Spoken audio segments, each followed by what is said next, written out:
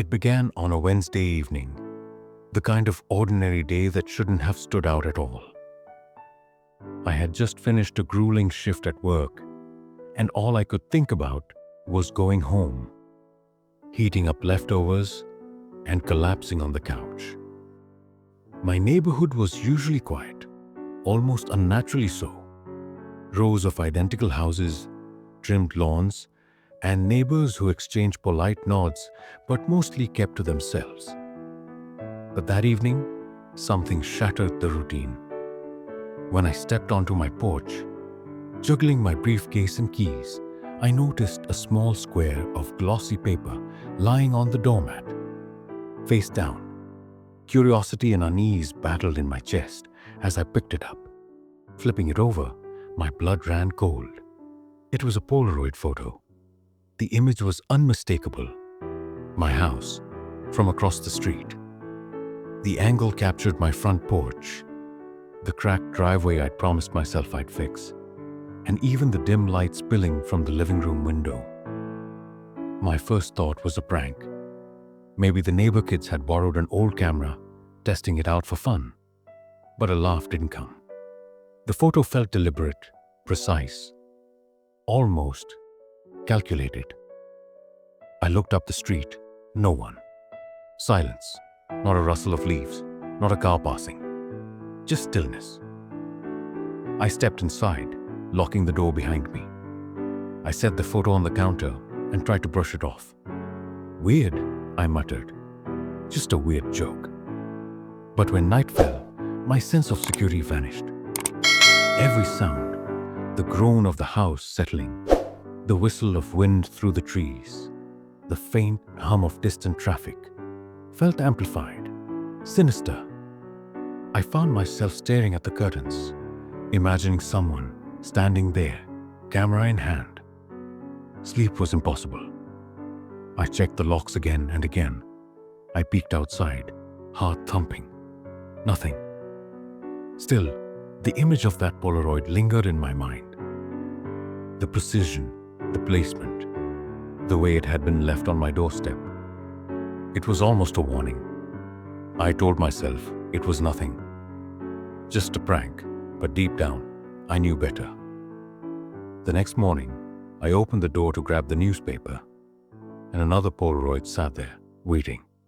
This one showed my front yard, closer this time, as though whoever was taking these photos had walked onto the property. The prank theory vanished instantly. Someone was watching. And now, the game had begun. By Friday, more photos had appeared.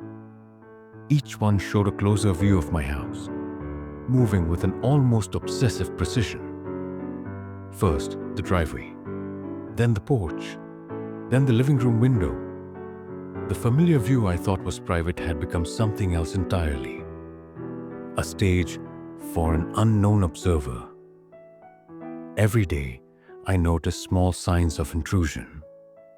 The porch light was slightly unscrewed one night. Footprints in the damp grass led from the sidewalk to my front door. Shadows flickered in the corners of my yard that I had never noticed before. I reported the situation to the police, bringing the stack of Polaroids. The officer listened, flipping through them, nodding slowly. "Looks like a prank to me," he said. "Teenagers probably. Any enemies you can think of?" I shook my head. "No, nobody." He sighed, filing a report. "We'll keep it on record, but until something escalates, that's all we can do." Leaving the station, I felt more isolated than ever. Even friends dismissed it when I told them. "Probably just a prank," they said. "Don't get paranoid." But I couldn't shake the feeling that someone was inside my life now, moving silently, just beyond my perception.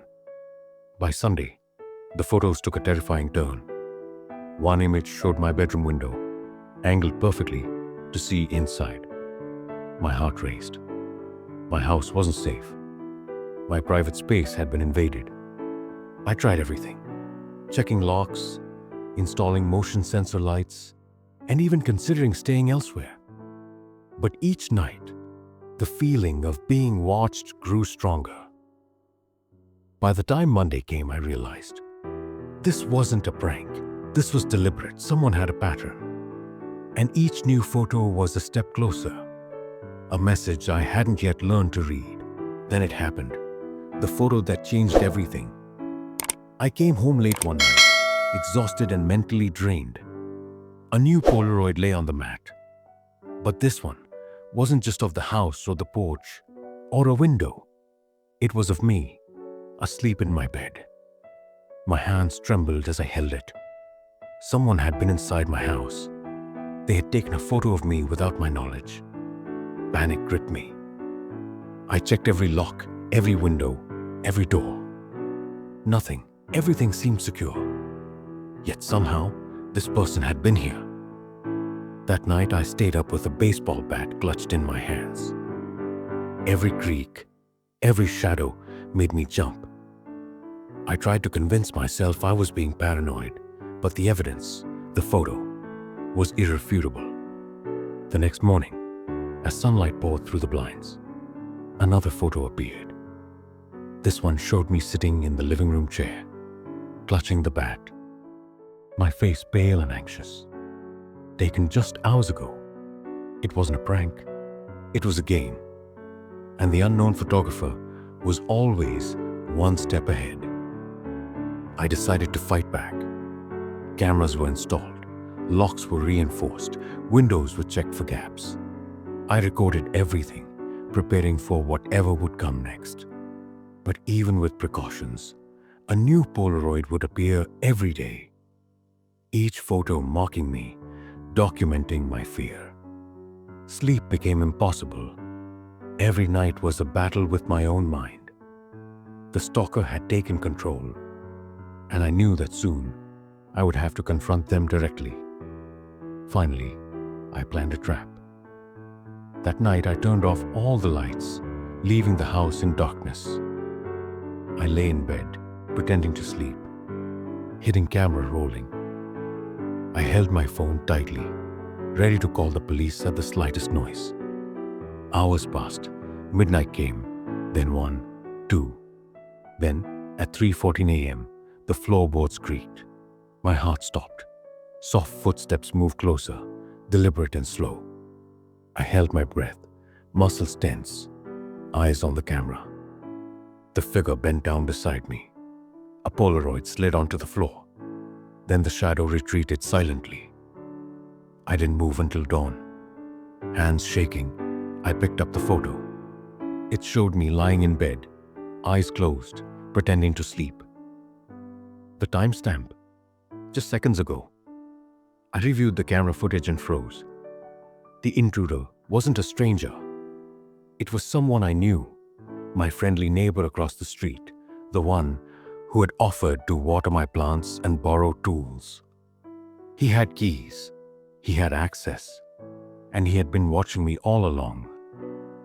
I immediately contacted the police with the footage. The neighbor was arrested, confessing that his obsession had escalated into breaking and entering, capturing photos, and invading my home. For a moment, it felt over. I installed extra security, tried to rebuild my sense of safety, and attempted to reclaim my life. But a week later, a new Polaroid appeared on my doorstep. It wasn't my house this time. It was the police station, showing the neighbor behind bars, smiling faintly. Even behind bars, he had found a way to unsettle me, to remind me he was watching, planning, and lingering in the shadows of my life. I realized then that safety was an illusion. Some fears, some obsessions didn't end neatly. They followed. And sometimes, the unknown never truly disappears. Thank you so much for watching this story till the end. I hope you enjoyed it and maybe even learned something from it.